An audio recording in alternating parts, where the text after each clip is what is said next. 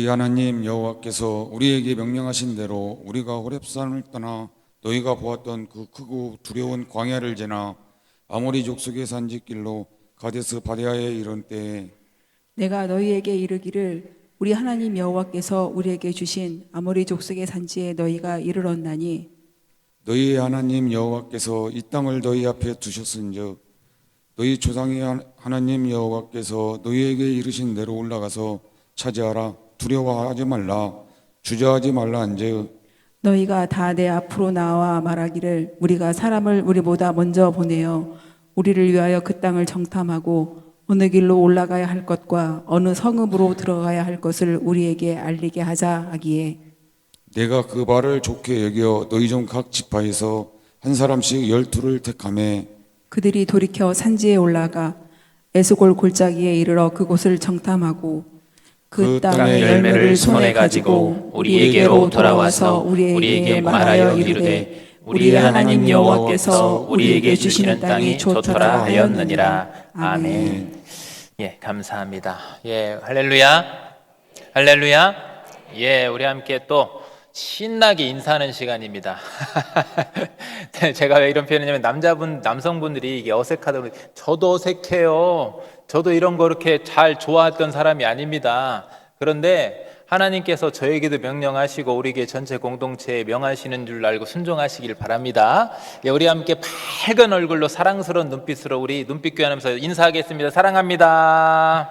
사랑합니다. 축복합니다. 예, 잘생겼습니다. 예, 손짓도 하고, 예, 그렇죠. 예, 성가대가 본을 보여주셔서 너무나도 감사합니다. 예, 저도 우리 딸애가 사랑합니다. 예, 감사합니다. 예, 너무 좋습니다. 예, 여러분 교회에 오면 행복하신가요? 좋습니까? 그러면 표정과 손짓이 바뀌어야 되는 거예요. 여러분 자꾸만 우리가 웃으면서 서로 인사하고 대화하고 그렇게 행복한 천국 공동체의 이 행복 은혜를 마음껏 나눌 수 있는 저 여러분 될 수 있기를 간절히 바랍니다. 오늘은 이제 차지하는 믿음이란 제목인데요, 오늘 본문되는 신명기서는요 모세의 참 절절함이 묻어있는 본문입니다. 왜 그러냐면 모세가 이제 마지막 출애굽하고 나서 마지막 약속의 땅 가나안 문턱에서 자신의 사역을 이제 마지막을 남겨놓고 2세대에게 이 남겨놓은 마지막 고별 3편의 고별 설교문이에요. 신명기서는 그래서 세 부분의 3편의 설교문으로 이렇게 구성되어 있는데 이제 백성들과 40년의 이 광야 여정이 이제 끝나고 나서 드디어 약속의 땅 가나안 앞입니다. 근데 이게 처음이 아니었어요. 40년 전에 한 번 있었죠.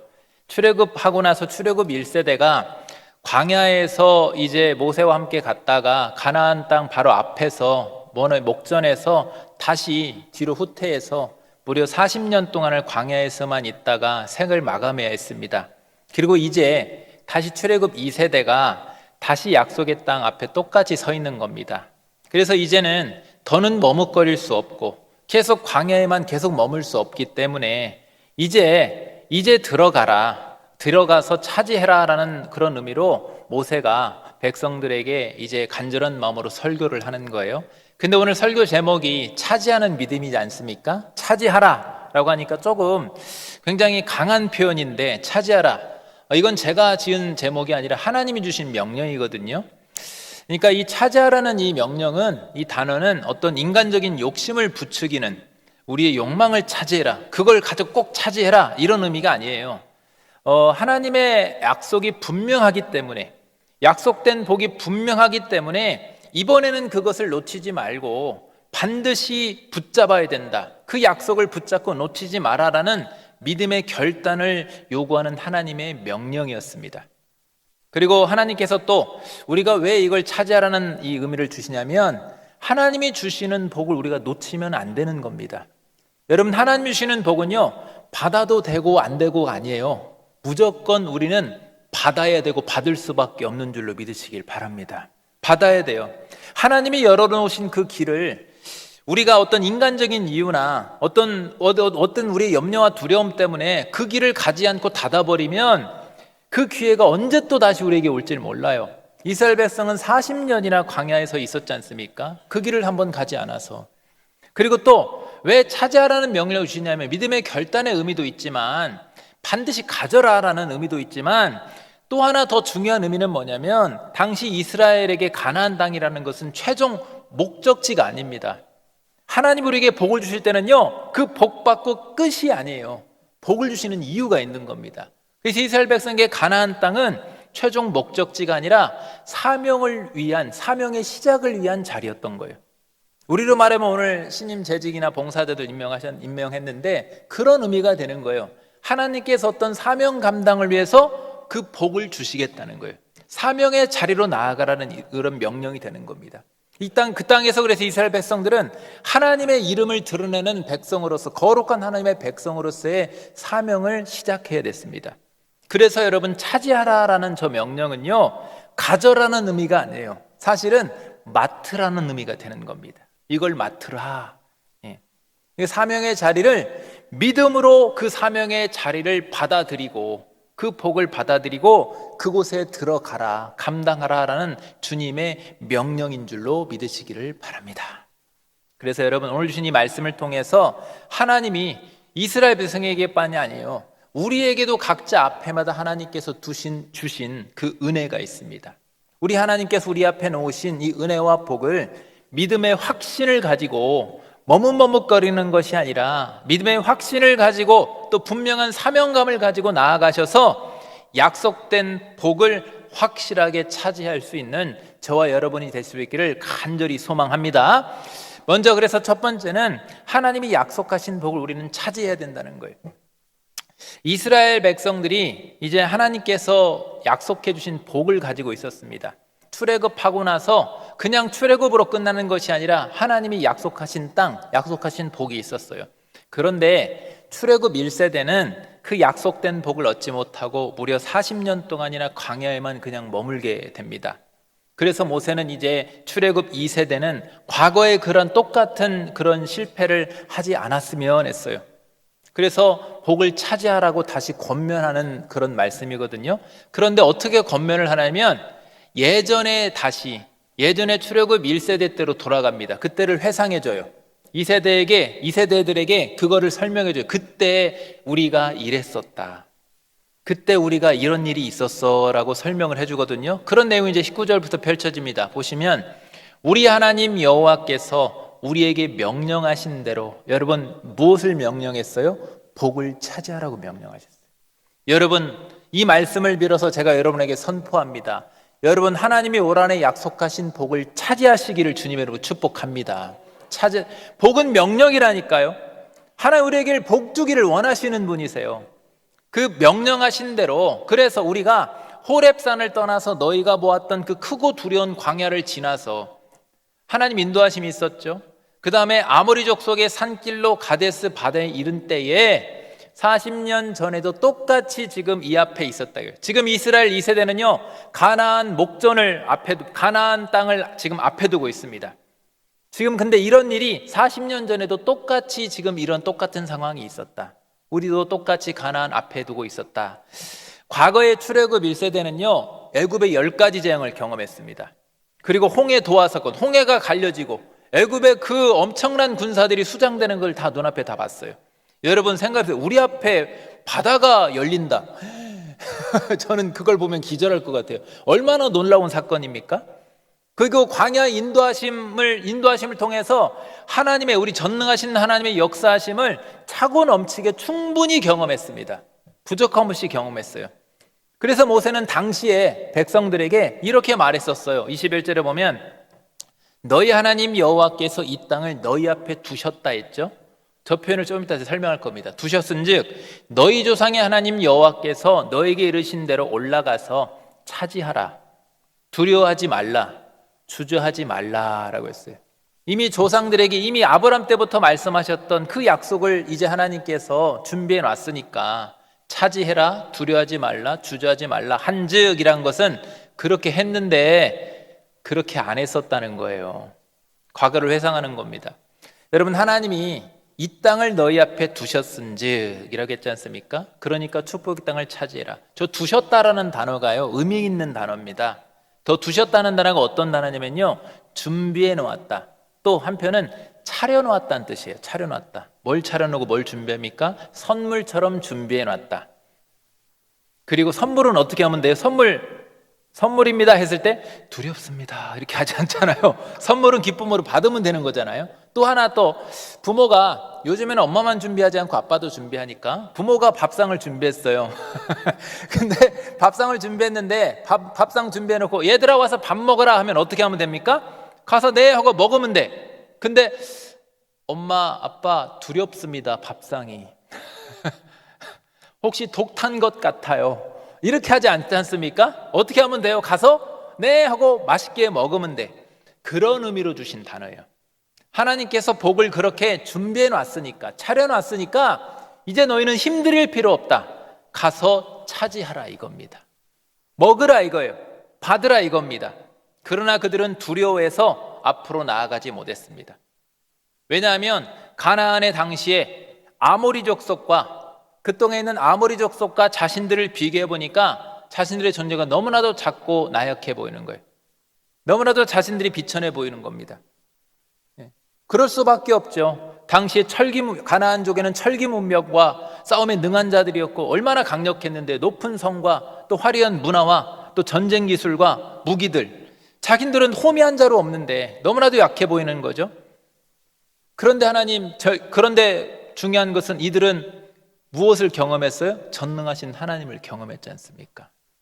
우리도 마찬가지입니다. 우리 한국도에 아무것도 없었죠. 너무 비참했죠. 저는 물론 80년생이라 보릿고개 이런 걸 몰라요. 저 어렸을 때는 배고프고 이런 세대는 아니었죠. 근데 우리 한국이 얼마나 빠르게 발전했습니까? 한국교회, 특히 하나님이 세계 기독교 역사상 유례를 찾지 못할 만큼 빠른 속도로 너무나도 엄청난 기적을 보여주셨어요. 얼마나 많은 기적을 보여주셨어요. 전 세계의 10대 교회가, 크기 교회가 다 우리나라에 있어요. 여러분, 엄청난 겁니다. 미국 같은 큰 나라 다음으로 우리가 세계 최고의 선교 국가입니다. 말도 안 되는 거예요, 여러분. 우리는요, 차고 넘치게 그동안 하나님의 역사하심을 충분히 경험했습니다. 그냥 역사하심이 아니죠. 전능하신 기적적인 역사하심.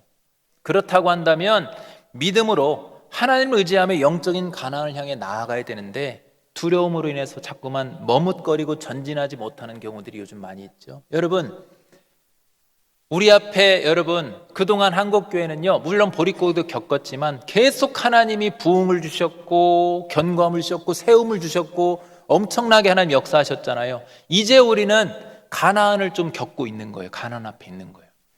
여러분, 위기가 아니라 가나안 앞에 있기 때문에, 우리가 그 앞에, 세상 앞에 지금 너무나도 약한 게 보이기 때문에, 우리가 지금 조롱받고 너무 약하죠. 주일학교도 약해졌네, 교회 안에 젊은 세대들이 없어졌네, 세상 사람들 자꾸 우리를 비만하고 조롱하고 이제는 부흥 시대가 지났네. 아니죠. 이제 우리는 광야 여정을 지나고 광야에서 말도 안 되는 그런 구원의 역사, 출애굽과 홍해와 그리고 광야의 역사하심을 경험하고 이제 가나안 앞에 선 줄로 믿으시길 바랍니다. 이제 끝이 아니라 시작인 거라니까요. 무엇이 시작입니까? 가나안을, 그 땅을, 영적인 그 땅을, 세상을 점령할 수 있는 이제 그 시작이 되는, 사명의 또 다른 시작이 되는 거예요. 물론 여러분, 어렵죠. 어렵지만 하나님이 함께 하신다고 들어가라고 하시잖아요. 그래서 요즘 세상 앞에서 당당히 그리스도인이 되지 못하고 자꾸만 숨는 사람들이 있어요. 교회 다니는 걸 밝히지 못하고 나의 직분을 밝히지 못하는 분들이 있어요. 또 적당히 또 타협하면서 교회에선 그리스도인이지만 밖에서는 그렇지 못한 분들이 있어요. 그리스도인다움을, 우리의 거룩함을 자꾸만 상실해버리는 분들도 있습니다. 물론 현실 앞에 우리가 어렵다니까요. 가나안은 어려워요. 제가 설명했잖아요. 철기 문명이라고요. 철기 무기가 있었다고요. 강력한 공선 무기들이 있었고 큰 높은 성과 엄청난 무기들이 있었어요. 엄청난 군사들이 있습니다. 그들 앞에 가나안이 이스라엘을 비교했을 때 너무나도 그들이 강력한 건 사실이듯이 우리도 마찬가지죠. 우리도 세상 앞에 너무나도 약해져 있죠. 우리나라가 얼마나 발전했습니까? 옛날에는 사탕 하나 주면 교회 왔는데 지금은 쳐다도 안 봐요. 사탕은. 옛날엔 교회가 시설이 훨씬 나, 학교나 이런 데를 압도했는데 지금은 교회가 따라가질 못합니다. 예전에는 교회 프로그램이 훨씬 더 선진화 있었는데 지금은 학교나 이런 학원대 이런 프로그램을 따라가질 못해요. 우리는 너무 약해 보이죠. 그러나 여러분, 약하기 때문에 강함 되시는 우리 하나님께서 이제는 가나안을 정벌할 때 우리와 함께 하시며 역사하시는 기회인 줄로 믿으시길 바랍니다. 가나안 정벌 때 하나님이 함께 하시며 싸우셨던 것처럼 지금도 우리 하나님은 우리와 함께 하시면서 세상을 능히, 여러분이 있는 그곳을 능히 이기게 하시는 줄로 믿습니다. 우리는 물러서는 게 아니에요. 이 시대에 자꾸만 우리가 무섭다고 뒤로 물러서는데 물러설 게 아니라니까요. 담대하게 나아가시기를 바랍니다. 우리가 이길 수 있어요. 근데 무엇으로 이깁니까? 우리가 이기는 게 뭡니까? 제 말이 아니라 하나님 말씀 보십시오. 요한일서 5장 4절과 5절에 보면 이렇게 말씀합니다. 무릇 하나님께로부터 난 자마다 세상을 이기느니라. 아멘. 여러분, 우리는 지는 존재가 아니에요. 세상을 이기는데 뭘로 이깁니까? 세상을 이기는 승리는 이것이니 우리의 믿음이라 했습니다. 여러분, 우리의 인력입니까? 우리의 재정입니까? 우리의 어떤 프로그램입니까? 아닙니다. 우리의 믿음으로 이기는 줄로 믿으시길 바랍니다. 우리의 믿음으로 이기는 거예요. 세상 앞에 우리가 약할 수 있다니까요. 시설도 약할 수 있고, 인력도 약할 수 있고, 재정도 약할 수 있고, 과거에 비해서 우리가 모든 것들이 더 약할 수 있어요. 하지만 우리 주님은 답을 주시잖아요. 성경에 항상 답이 있는데 뭐라고 합니까? 믿음이 이긴다 했어요. 믿음. 여러분, 어느 누구도 이 세상을 이길 수 없거든요. 사람은. 그런데 사람은 이길 수 없지만 예수를 믿는 자는 이길 수 있습니다. 왜요? 우리 예수님이 세상을 이기셨잖아요. 그리고 뭐라고 한지 아십니까? 요한복음 1장 12절에 이렇게 말씀합니다. 영접하는 자 곧 그 이름을 믿는 자들에게는 하나님의 자녀가 되는 권세를 주셨으니. 아멘. 여러분, 세상의 그 어떤 것도, 세상이 아무 강력하다 할지라도, 우리 앞에 문제들이 아무리 강력하다 할지라도 하나님의 자녀됨의 그 권세를 가진 우리를 두려움으로 올가맬 수는 없는 겁니다. 하나님의 자녀됨의 권세가 있는데 뭐가 두려우십니까, 여러분? 당당하시기를 바랍니다.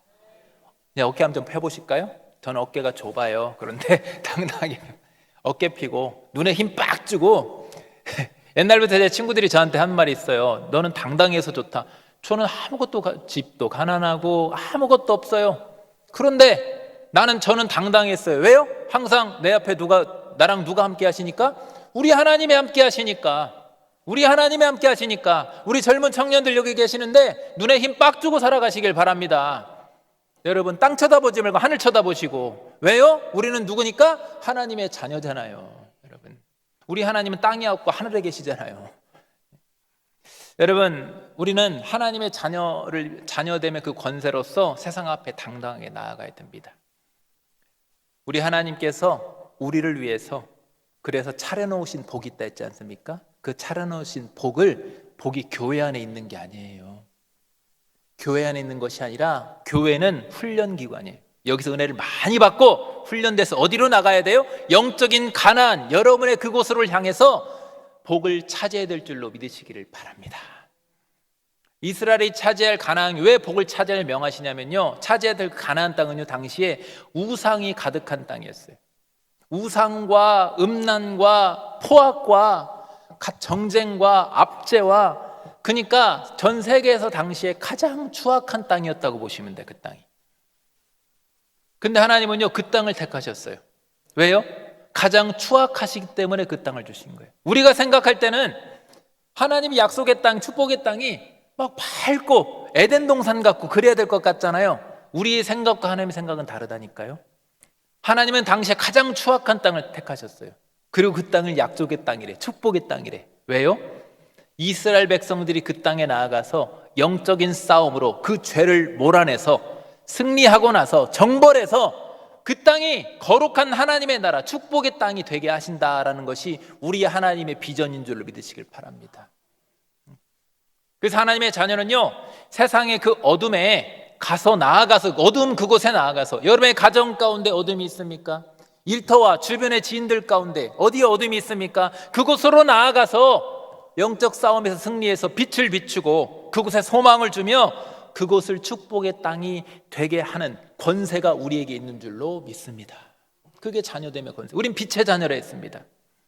여러분, 그러므로 하나님을 믿는 자녀의 권세로서 여러분, 그 권세를 가지고, 믿음을 가지고 영적 싸움에서 물러서지 말고 그곳에서 여러분 이기시기를 바랍니다. 여러분, 청년들 주일 성수하는데 문제 있습니까? 이기시길 바랍니다. 여러분 돈 때문에, 경제권 때문에 압박이 옵니까? 주일날 그래서 알바해야 됩니까? 아니요, 이기시기를 바랍니다. 지혜 있으면 알아듣기시기를 바랍니다. 이기셔야 되는 거예요.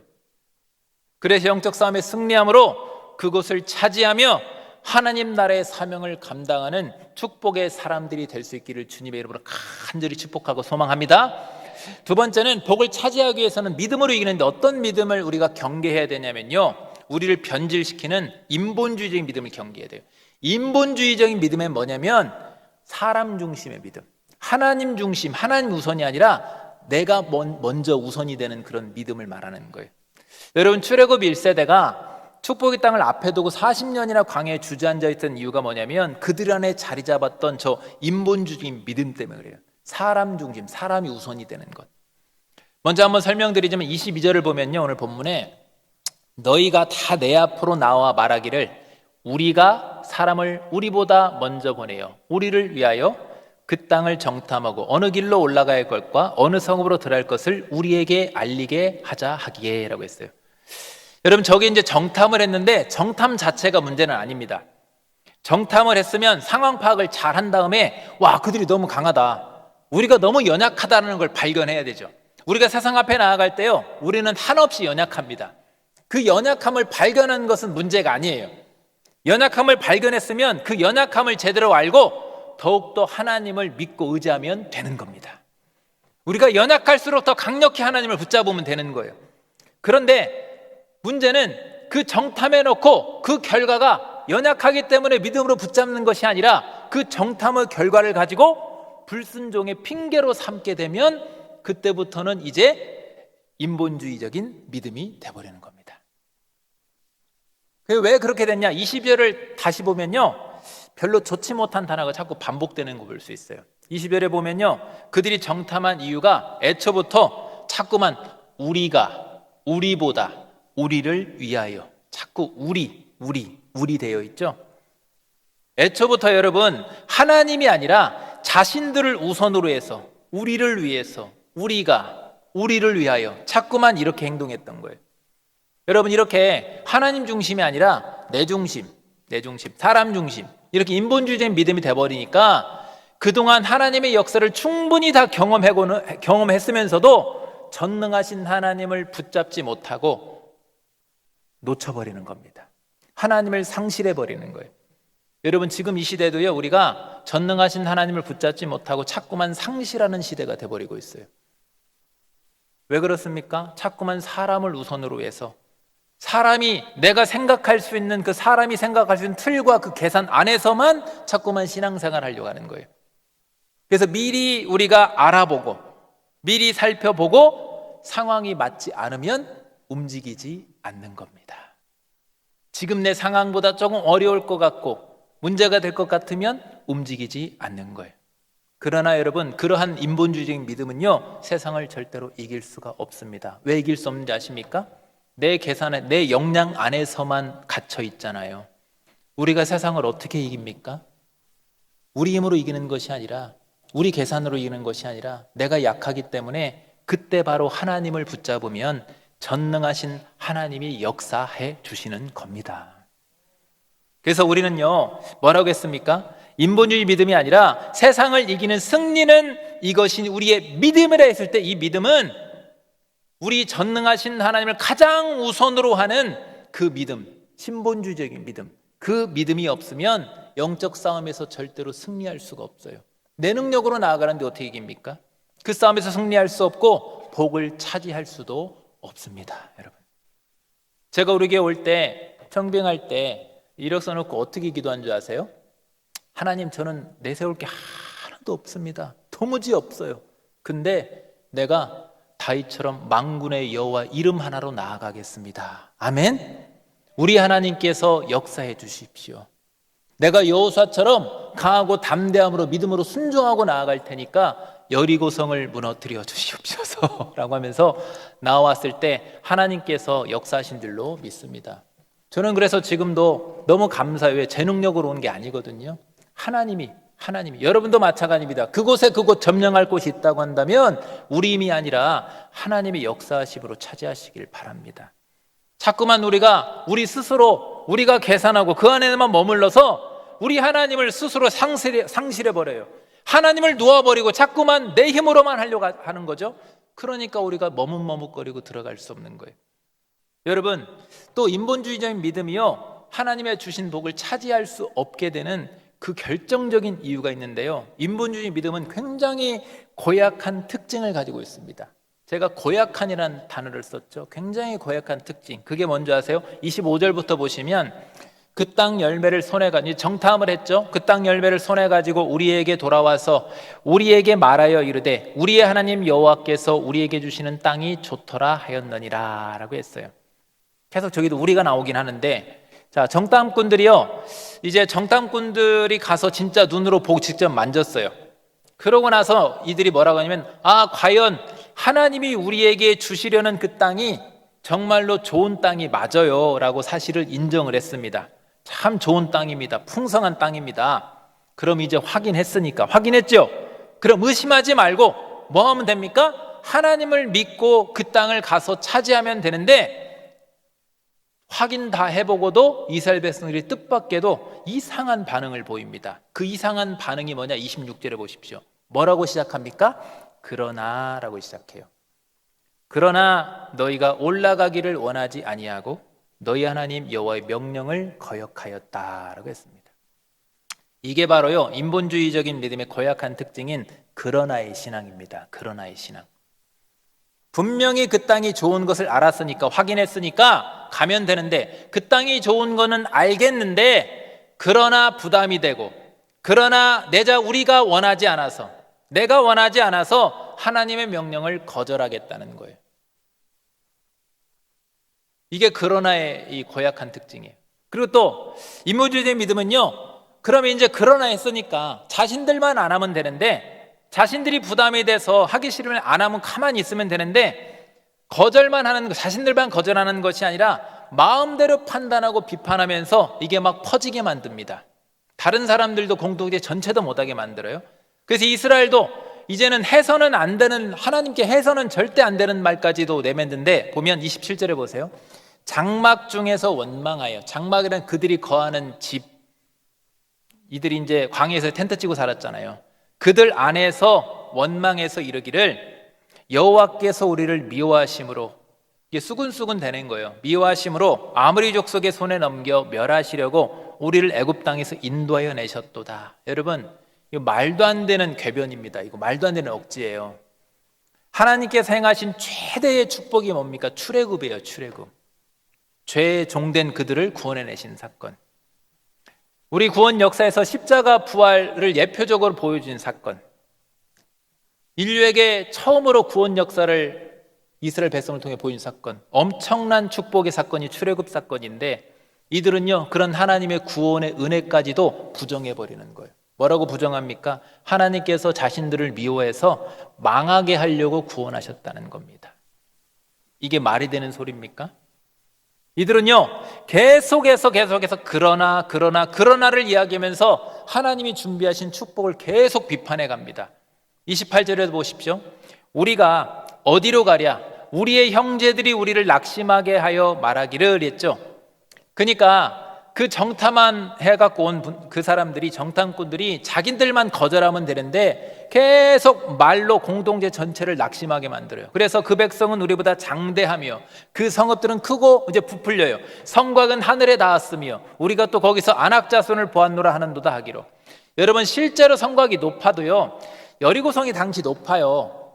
그러니까 언덕 위에 있었고, 고고학자들이 보면 언덕 위에 있었고, 이 성이 하나가 아니라 3층 성이에요. 하나, 둘, 세 개가 돼 있어요. 그리고 엄청나게 두꺼워, 6m가 넘었다고 해서 성 그 넓이가 하나당. 그러니까 이거는 난공불락의 성이 맞아요. 엄청나게 강력한 건 맞아요. 그런데 성읍이 아무리 높아도 하늘에 닿을 수 있습니까? 없습니까? 못 닿아요. 자꾸 부풀립니다. 그리고 안악자손이 당시에 큰 강력한 민족인 건 맞아요. 그런데 그걸 더 과장해서 자꾸만 공포와 불안감을 자꾸만 공동체 전체에 불안감을 줘서 믿음을 꺾는 거예요. 오늘 신명기서 28절에는 저 정도만 표현되어 있지만 이 민수기서에 보면요 얼마나 부풀렸는지 알 수 있어요. 민수기 13장 33절에 보면요 이렇게 부풀립니다. 거기서 네피림의 후손, 네피림이라는 건 고대 전쟁 용사들을 말하는 거예요. 막 그들이 실제로 막 거인이었는지 아닌지는 안 나오고 그것까지는 믿을 필요는 없고 어쨌든 그만큼 거인이라고 칭할 만큼 강력한 고대의 싸움의 용사들이었어요. 그런데 그 네피림의 후손인 아낙 자손의 거인들을 보았다 이렇게 또 부풀립니다. 그래서 어떻게 부풀립니까? 우리는 이제 평가절하 하죠. 우리는 스스로 보기에도 메뚜기 같으니 그들이 보기에도 그와 같았을 것이니라 그러겠습니다. 여기에 진짜 문제는 뭐냐면요 성읍이 높다, 아낙 자손이 크고 강하다, 이게 문제가 아니에요. 진짜 문제는 그 성읍보다 아낙 자손보다 하나님을 자꾸만 평가절하에서 작게 만들어버리는 저 말이 문제였던 겁니다. 여러분 정탐꾼들이요 자신들만 거절하는 것이 아니라 말로 자꾸만 평가절하하고 하나님을 비판하면서 공동체 전체에게 우리 전능하신 하나님보다 가나안이 더 크게 보이게 만들고 있는 거예요. 자꾸만. 여러분 이런 믿음으로는요 영적 싸움 앞에서 이미 스스로를 뭐로 만드는 거예요? 우리 자신을 메뚜기로 만들어버리는 겁니다. 여러분 이건 아멘 하시면 안 돼요. 여러분 우리가 메뚜기입니까? 하나님의 자녀가 메뚜기입니까? 여러분 우리는 메뚜기가 될 수 없잖아요. 왜 우리가 메뚜기입니까? 그런데 그들은 이미 영적 싸움에서 스스로 아낙 자손 앞에서 우리는 메뚜기밖에 안 됩니다 라고 이렇게 낮춰버리는 거예요. 결코 이런 믿음으로는 승리에서 차지할 수가 없는 겁니다. 그러면 여러분 하나님을 붙잡지 못하고 자꾸 상실하게 만들고 또 말로 자꾸만 죄를 퍼뜨리고 그리고 자꾸만 그러나의 늪에 빠지게 만드는 이런 사람 중심의 인본주의적인 믿음을 걷어내시고 아멘 하면서 전능하신 우리 하나님을 붙잡고 우리 하나님의 능력으로 차지할 수 있는 신분주의적인 하나님 중심의 믿음을 세워가시기를 간절히 바랍니다. 세 번째는 이제 신분주의적인 믿음을 그럼 어떻게 세울 수 있는가? 모세는요 이렇게 불신하는 하나님의 백성들에게 다시 하나님을 의지할 것을 다시 한번 또 권했었습니다. 40년 전에 29절을 보세요. 내가 너에게 말하기를 그들을 무서워하지 말라 두려워하지 말라 했어요. 그런데 모세가요 그냥 막연하게 두려워하지 말라라고 이렇게 막연하게 말로만 권했던 게 아니에요. 그들과 그동안 함께 해오신 우리 하나님의 역사하심을 다시금 돌아보게 했어요. 이런 일이 있었지 않냐라고 하면서 그러면서 다시 신분주의적인 믿음을 세우는데 그 내용이 30절에 보면 우리 하나님이 어떤 분이셨어요? 너희보다 먼저 가시는 이랬습니다. 여러분 가나안 땅에 아낙 자손이 아무리 강력해도 우리 하나님이 먼저 가시는 줄로 믿습니다. 우리도 마찬가지입니다. 우리가 믿음으로 맘먹고 결단하고 순종하고 나아갈 때 우리 하나님이 이미 미리 앞서 행하시는 줄로 믿으시길 바랍니다. 우리 하나님이 그렇게 하셨다는 거예요. 그래서 너희 하나님 여호와께서 애굽의 너희를 위해 너희 목전에서 니들이 똑똑히 봤잖냐 분명히 목격했잖아. 그 목전에서 모든 일을 행하시는 것 같이 이제 너희를 위하여 지금도 그렇게 싸우실 것이다. 하나님의 백성 이스라엘을 인도하는 동안은요 그들을 위해서 하나님이 항상 먼저 가서 싸우시고 대신 싸우셨기 때문에 함께 싸우셨기 때문에 그들은 항상 강력한 대적 앞에서도 살 길이 열렸습니다. 물론 불순종할 때는 실패도 경험했지만 그들이 순종하고 나아갈 때는 하나님이 함께 하실 때는 항상 반드시 길이 열렸어요. 물론 우리가 하나님이 함께 하시지만 영적 싸움이기 때문에 영적 전쟁 중에 우리가 겪어야 될 어떤 힘든 것들도 있는 것은 사실이에요. 우리가 어떤 어려움이 있을 수 있어요. 우리가 이 땅에 사는 동안은요 하나님이 함께 하시지만 때로는 우리는 원하는 만큼 우리가 원하는 만큼 원하는 때에 형통을 누리지 못할 때도 있습니다. 우리는 막힘을 경험할 때도 있어요. 때로는 잠깐의 또 실패를 맛볼 때도 있습니다. 하지만 과정 중이니까 광야의 여정 중이니까 우리 하나님을 의지하고 있으면 절대로 완전한 패배는 없는 겁니다. 우리는 패배가 없어요. 우리 항상 여러분 기억하시길 바랍니다. 우리는 과정은 어렵지만 끝은 항상 좋은 사람인 줄로 믿으시길 바랍니다. 그래서 우리 한번 과거를 돌아보세요. 힘들었지만 과거를 돌아보면 충분히 우리는 많이 승리했어요. 그러니까 이 자리에 계시죠, 여러분. 과거를 돌아보면 우리는 충분히 승리했었고 지금도 승리 중에 있습니다. 그리고 하나님은 우리가 이 땅에 사는 날 동안도 계속해서 승리하게 하실 겁니다. 또 무엇보다도 우리 주님 다시 오실 때 오늘 오실지 아마 내일 오실지 우리 주님 다시 오실 때 최후의 승리도 확실하게 보장되어 있습니다. 왜요? 우리 주님이 승리하셨으니까. 우리 주님이 만왕의 왕이시니까. 그러므로 우리가 어떤 패배의 걱정 때문에 믿음이 흔들린다라고 말하면 안 됩니다. 패배의 걱정 때문에 안 되겠습니다라고 하면 안 돼요. 그런 말하면 안 돼요. 핑계예요. 우리의 믿음이 흔들리는 진짜 이유는요, 패배에 대한 걱정이 있는 것이 아닙니다. 여러분, 우리가 말씀의 거울로 우리 자신을 정직하게 봐야 돼요. 우리가 부담을 갖고 우리가 머뭇머뭇거리는 것은 실패감 때문에 실패할까 봐 하는 게 아니에요. 그러나 때문에 그래요. 그러나 하나님보다 내가 더 중요하고, 그러나 내 욕심대로 원하는 것을 얻지 못할 것 같고, 그러나 내가 좀 손해를 볼 것 같아서 우리의 믿음이 흔들리는 겁니다. 그러므로 여러분, 잠깐의 눈앞에 보이는 어떤 이해득실만 보지 마시고 주님 다시 오실 그날을 바라보면서, 그리고 이 땅의 잠깐, 이 땅의 것이 아니라 영원히 남을 하늘의 것들을 추구하면서 우리와 세상 끝날까지 함께 하시는 우리 예수님 중심의 삶을 살아가시기를 간절히 바랍니다.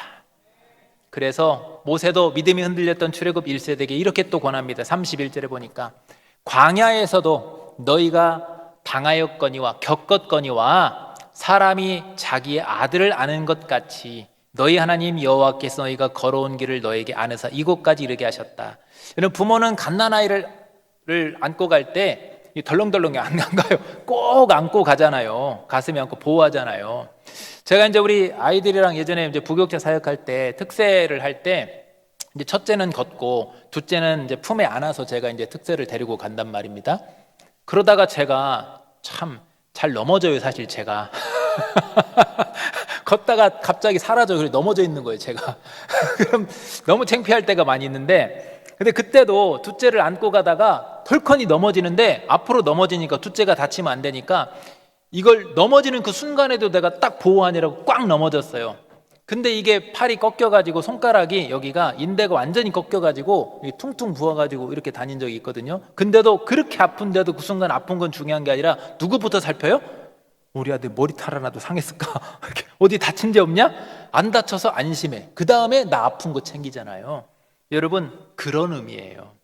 우리 하나님이요, 이스라엘 백성만이 아니라 지금도 마찬가지입니다. 지금도 우리를 그렇게 감싸고 보호하시는 하나님인 줄로 믿습니다.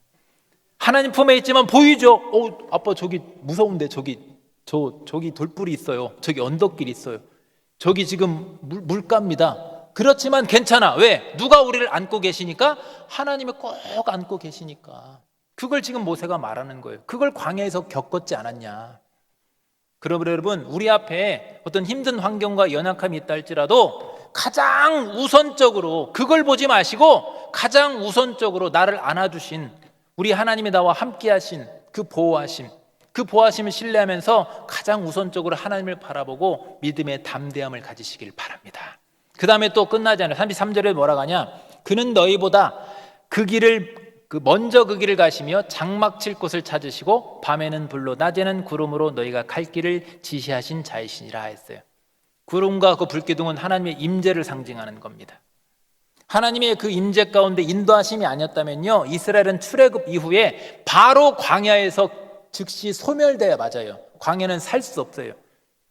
여러분, 어떻게 200만 인구가 살 수 있습니까? 장정만 60만이라고 했는데 광야에 못 살아요. 하지만 우리 하나님은 밤엔 불기둥과 낮엔 구름으로 갈 길을 인도하시면서 위험한 곳을 피하게 하시고 또 장막 칠 곳을 미리 예비하셔서 인도해 주신 우리 하나님이다라는 거예요. 그리고 그 하나님은요, 지금도 역시 마찬가지죠. 우리와 함께 하시면서 그 길을 인도하고 계십니다. 그러므로 우리와 함께 하시면서 먼저 앞서가셔서 싸우신 우리 하나님, 우리를 안으셔서 보호하시는 하나님, 우리 길을 임재 가운데 구름 기둥과 불 기둥으로 인도하시는 우리 하나님의 그 손길을 신뢰하면서 철저히 내 중심이 아니라 사람 중심이 아니라 하나님 중심의 신본주의적인 믿음을 단단히 세워가시기를 간절히 바랍니다. 말씀을 정리하겠습니다. 출애굽 1세대는 모세의 권면에도 불구하고 결국 저렇게 다 권면을 했어요. 그랬는데도 흔들린 믿음을 바로 세우지 못하고 40년 동안 안타깝게 광야에 머물기만 했습니다. 그러나 이제 출애굽 2세대는 반드시 축복의 땅을 차지해야 된다라고 하는 거예요. 이런 점은 우리에게도 동일합니다. 우리는 두려움으로 머뭇거리면 안 됩니다. 머뭇거리는 것이 아니라 반드시 하나님이 준비하신 복을 차지해야 될 줄로 믿습니다. 아멘이죠. 그렇죠. 차지해야죠. 근데 그 복을 차지하기 위해서는 뭐라겠습니까? 하나님의 말씀에 자꾸만 그러나 하면서 불순종하는 인본주의적인 믿음이 아니라 전능하신 우리 하나님을 철저히 의지하며 우리 하나님 말씀에 순종하는 신본주의적인 믿음이 있어야 되는 겁니다. 신본주의 믿음으로 가는 거예요. 여러분, 출애굽 1세대가 축복의 땅을 차지하지 못하고 광야에 머물던 이유를 뭐라고 합니까? 성경은 이렇게 말해요. 32절에 이 일에 모세가 그렇게 믿음을 권했지만 너희가 너희 하나님 여호와를 믿지 아니하였도다라는 겁니다. 믿음이 없어서 그들은 차지하지 못한 겁니다. 출애굽 1세대는 계속 뭐만 했어요? 그러라는 말하면서 축복의 땅을 밟지 못해서. 반면에 그 출애굽 1세대 중에 여호사와 갈렙은 달랐죠.